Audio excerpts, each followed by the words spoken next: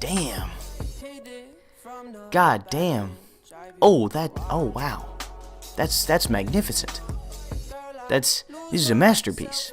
I mean, look at the detail. It tells a story. Wow. Fantastic. Hello everyone, I am Bakugo's Feet, and this is an anime review. Or an anime reviews, as I should say, because today we are not going to be reviewing a single anime, but rather many. I actually have, let's see, 1, 2, 3, 4, 5, 6, 8.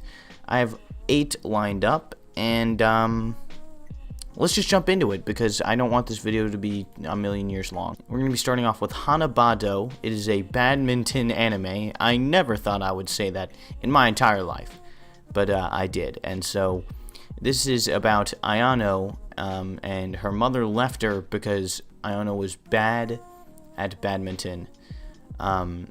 Don't really get the logic in that, and I still don't to this day, even though the show thinks they explained it. But other than this show's pretty good. I'm not even gonna lie, it's not your super generic sports anime. I mean, halfway through, Ayano goes fucking psychotic. She goes insane. And it's quite epic to watch. But the thing is, the ending is kind of weak, and there's just some really ugly animations and stagnant frames in this show. To put it quite frankly, it's disgusting. There's a running animation in the first episode, and I don't know whose decision it was to put it in there, but it was the funniest thing I've ever seen in my life. The second I saw it, I fucking took a video, I sent that shit to Jonah, and we had a fucking laugh. I mean, it was so ugly. It was so ugly. I couldn't not laugh at it. But this is a pretty good show. I'll have to give it a 7 out of 10. Moving on to How Not to Summon a Demon Lord. I did watch this entire show, and I'm not proud of it. So How Not to Summon a Demon Lord's about Takuma. He was strong in some MMORPG, and then, oh, he gets stuck in one. What the frick, dude? Whoa, that's crazy. That's never been a plot before. And, yeah, so these two underage girls become his slaves, and it's a harem. So epic, right? Oh, it's a harem about a guy stuck in a video game? I've never heard of that. What the fuck is that? I don't know what that is. Mao-sama, as they like to call him. Demon Lord. Oh, how fucking creative. He's fucking God. He can't lose, and you know he's not going to lose, so there's no point in watching the show for anything besides the harem. By the way, the demon he ends up fighting, the master demon, is a fucking lolly. Why not? Why would this fucking, the demon, he calls himself the Demon Lord, but the actual Demon Lord of the universe is a fucking lolly. Why not? Why do I live? I don't understand. Yeah, so this show's pretty shit, and I'll have to give it a 3 out of 10. Sorry. Alright, moving on to Major Second. We got another sports anime here. They were pretty popular back. Oh, they're even popular now, hell. Yeah, sports anime and harems are just fucking so popular, and especially harems about being stuck in another universe, because why not? I don't know. So it's about Daigo, and Daigo loves baseball, but he has a naturally weak arm, and he can't live up to his father's reputation, and his father is the star of the original show, Major. So that's where Major Second comes from. Daigo is his son. So Daigo rediscovers his love for baseball via his friend, and yeah, and it's an adventure, and so it's a pretty good fucking show. I'm not even gonna lie. So I recommend it. I'd say it's a 7 out of 10, but it's a better 7 out of 10 than HANEBADO. HANEBADO is like a weak 7. Major Second is a strong 7. Moving on, we've got Darling and the FRANXX, a fairly popular anime from the spring season. And I'm going to be real with you, Chief. I am not really a fan of this one. It is a Gundam anime. The thing about, or Gundam, oh, Mecha, sorry. It was the same shit. Who fucking cares? And the thing is that the first 3 episodes down here start off pretty strong, and then it started going consistently pretty downhill till episode 13, which was a really, really, really good episode that stood out to me immensely. Like, it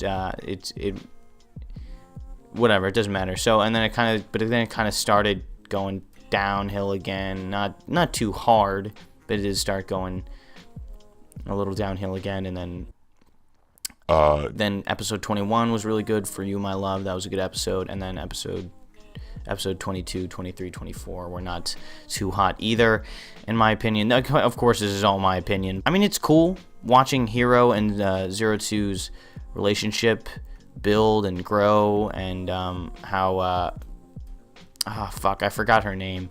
This bitch also tries to kind of be in love with Hiro at the same time. And then there's all sorts of stuff about discovering yourself, and then some blonde bitch gets pregnant or something like that. Hello everyone, this is flannelkid one day later when editing, and I just wanted to say that I actually really enjoyed witnessing the development of Kokoro and Mitsuru's romantic relationship. I genuinely think this is a really well written love story, and even though it's not like the main focus of the show, I do want to point that out.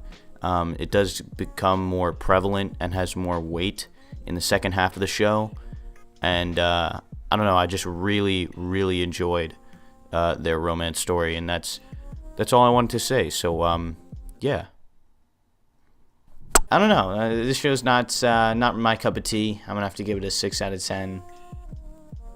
You know, whatever. So moving on to No Game No Life. I was going to do a review on No Game No Life. In fact, in place of this review today, or reviews, I was going to do No Game No Life, but then I came to the realization that most of my friends who are into anime have already watched this show, because it's popular. It was a popular show, and they already have their opinions. And I kind of want to put people on to shit that they haven't watched already.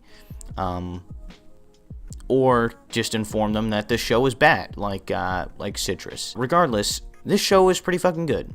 As you can probably tell from the artwork and the thumbnails, the artwork and animation is beautiful. I really enjoyed it. The colors are so vibrant and warm and cool, and I don't even know how to fucking describe it. This show's the artwork for this show is dope as fuck.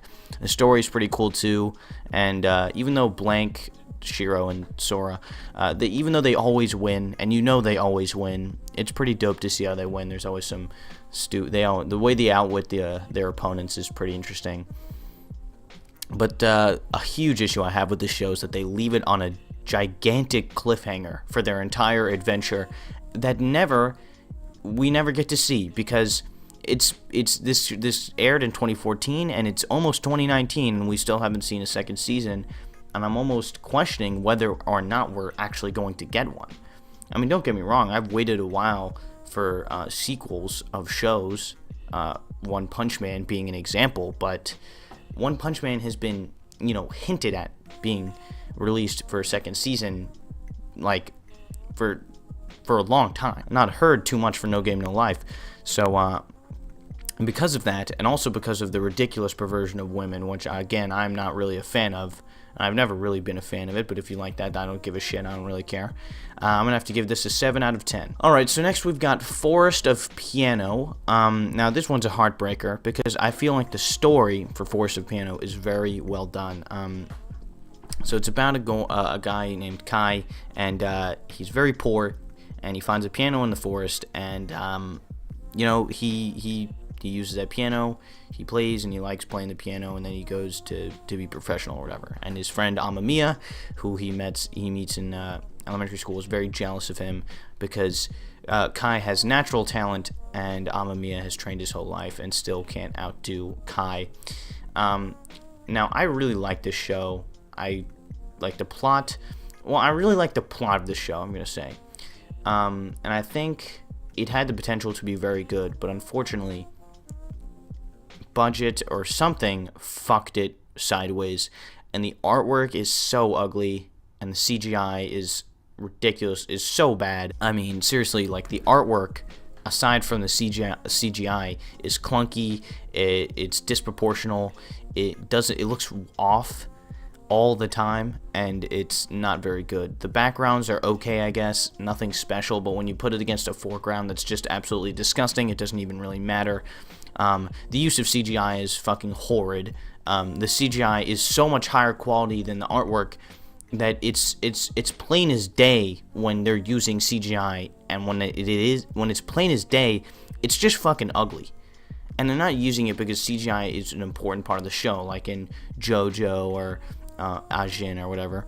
They're doing it because they can't afford to animate him playing the piano. Like, what the fuck is that? And the score is really good for this, so I don't know, dude. Because of this, just the absolutely shitty animation, I'm gonna have to give it a 6 out of 10. But I wish that if it had high quality art and animation, it easily could have been 8 or maybe even 9.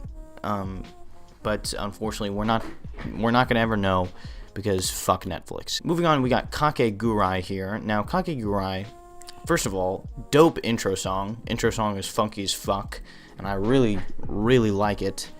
But it is a gambling anime similar to Shokugeki no Soma, aka Food Wars, in the sense that in Food Wars, when the characters eat food, they kind of orgasm a little bit. I wish I was making that up, but it's true. These people get sexual thrills from gambling, and it is, I guess it's not even that unrealistic, but it's still pretty funny to me. So yeah, this show is so stupid, and the plots and the characters are really, some of them are interesting, some of them are hard to kind of follow because they switch up in personality so often, and some of them are just dumb. But you know, the ending was pretty shit too.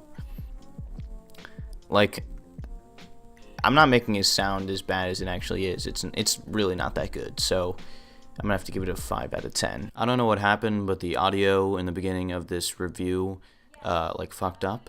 So I'm just gonna say what I wanted to say now. This is the Disastrous Life of Saiki K, and I have wanted to review this for a really long time. In fact, it was one of the animes that I first wanted to review when I thought of creating this channel, but I never had the opportunity because I kept putting it off, and then I was also doing Yuri on Ice and all that, and then I was about to do it, and then season 2 came out, so I was like, alright, I'll watch season 2, I'll do the review. And then I finished, like, before I finished season 2 of that, I finished a bunch of other shows, and I started doing reviews for them, and eventually it was just, I forgot, and, you know, now we're here. And I'm in the middle of watching, like, 5 or 6 things, and I just don't have the time to rewatch it. This is a comedy anime. It's basically sketches, so you'll have one main sketch and 2 minor sketches, and it's about the disastrous life of Saiki K. Saiki is a psychic boy, and he just wants to be a normal, insignificant person in society, and his friends keep fucking that up for him, and it's very funny. The characters are really likable.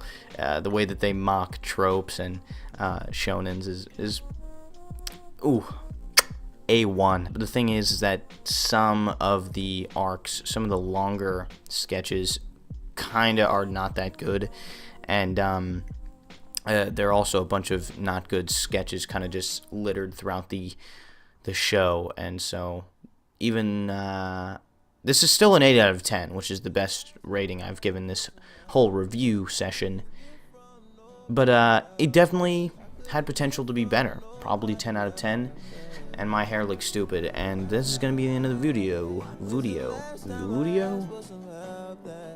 Lucio. I'm fucking, I don't know, I'm retarded. I don't get weak in the knees, honey spread it like a fan, perfect like some Gucci sand. Open the sky, get a handful, torso marked up like a vandal. How you not fucking with cash? God give you what you can handle, give you what you can handle. I got the grip like a handle, and I'm biking with me and my Daniel. Hades got the angels, TV's got the angels.